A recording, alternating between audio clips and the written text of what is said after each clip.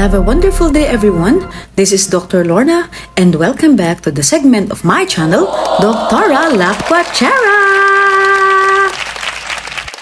Welcome to Lake Cebu, Coronadal, South Cotabato. Before anything else, I will tell you a short story about the name and who coined the segment Doctora Laquachera. Shout out to Dr. Gian Alvarado. Thank you sa name ng segment ko. Tama ka, cause I love traveling. Stress reliever ko ang paglalakwatsa. Basta may extra time, pwedeng pwede. Shout out din sa tanang doctors and nurses sa adult OPD at the hospital at Maayo.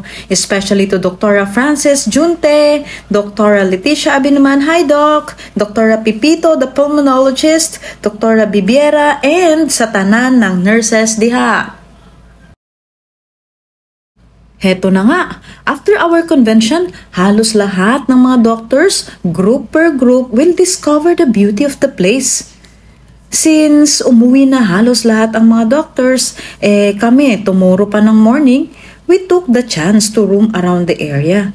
And I am with Dr. Arlene Fadulion of Quezon City Chapter. Hi, Doctora! Shout out sa'yo!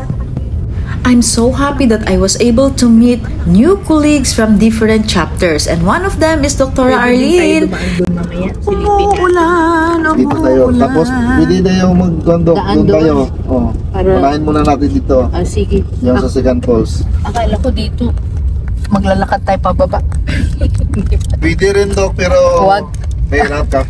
Mahirapan yun. Mahirapan. Mo naman kaming mga thunders.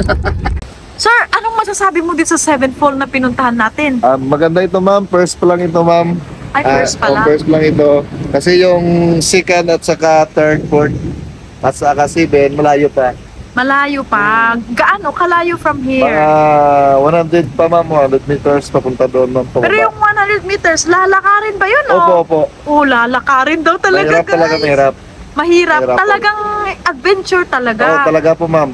Kung pupunta ka talaga dito tapos gusto mo na makita mo sila lahat, siguro ang the best is naka-rubber shoes ka, mga ganyan. Opo. Tapos Para hindi kayo madulas. Opo. Magdala ng maraming tubig, mga ganun, no? Especially adventure talaga.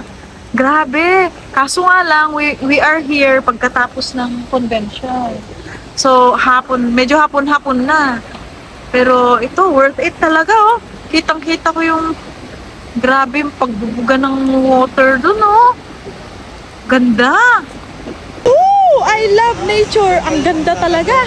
As in, umuulan, guys. Pero gustong-gusto ko pa rin. Basa na ako. Yan, oh. Grabe lang. Maglalakad daw sana kami dyan. Yan, oh. Lalakad kami dyan papunta dun. Dun kami magpapapicture. Kaso nga lang, ayan, nakikita mo. Fall. Rain.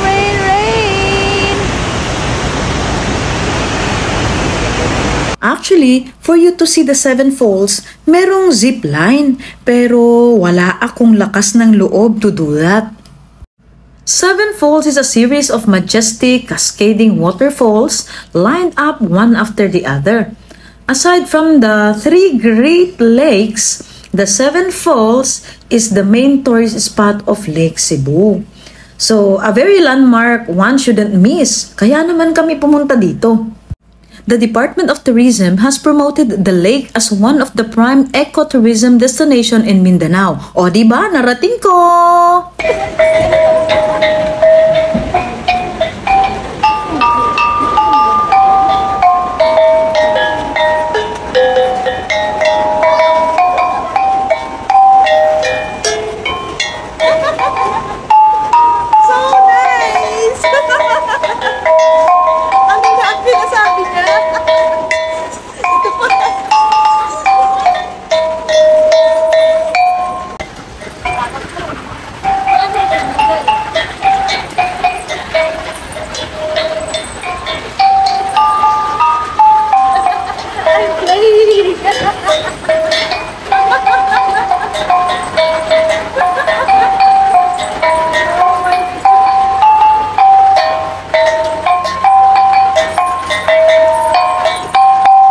this is one thing that they will let you experience, ang gamitin ang kanilang music instrument maliban sa pagsuot ng kanilang Tiboli costume.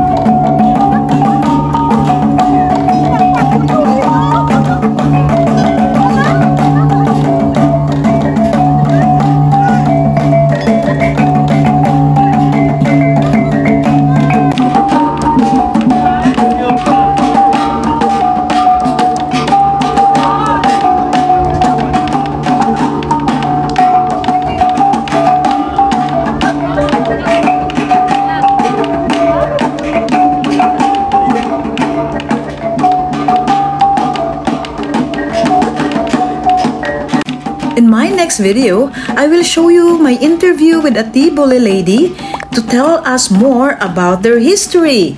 Coming soon!